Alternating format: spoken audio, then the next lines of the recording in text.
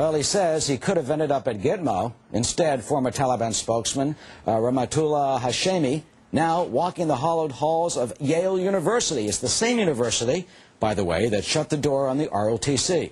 Fox News tried to catch up with him on campus Thursday. Take a look. He was in no mood to talk, telling the cameras to shut down. Ask you like 2 questions?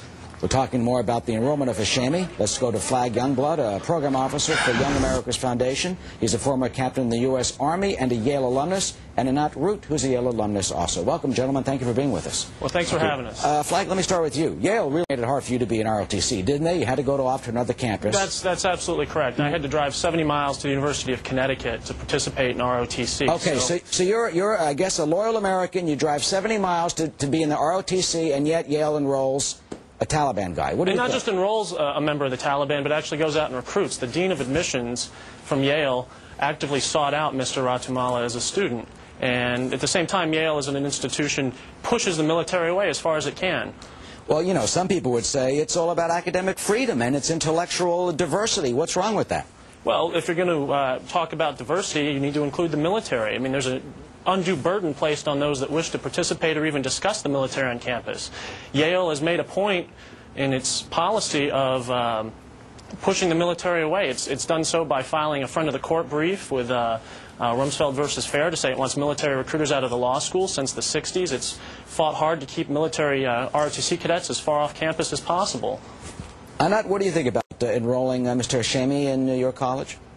I think we're conflating 2 separate issues here. It's not like Yale went out and invited a Taliban recruiter. It's not like Yale went out That's not and true. invited They absolutely did. If you can just let me finish. It's not like Yale went out and invited a Taliban drill sergeant. What we're talking about is Rahmatullah Hashemi, who is an Afghani national who thought he was helping his country out of years of war by joining the Taliban in an administrative position. And many of the tactics and policies of the Taliban that we have come to find abhorrent, he himself has rejected. And so, well, he has not rejected them. Precisely, he hasn't. If he were to reject them, it'd be a different story. But when he visited Yale in 2001, he brought business cards saying that he was the deputy foreign secretary of the Taliban. That's the chief apologist. He did at the time. And he has never recanted his statements about how the Taliban treated women, nor has he ever recounted his statements about blowing up the Buddhist statues.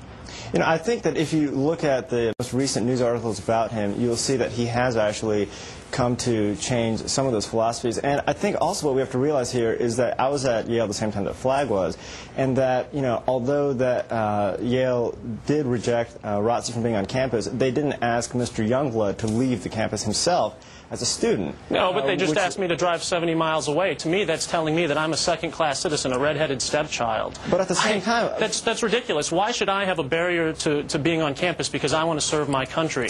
You know, and then we bring in the enemy of our country to say, oh, we welcome you with open arms. Anat, you're going to have the last word. Anat, go ahead.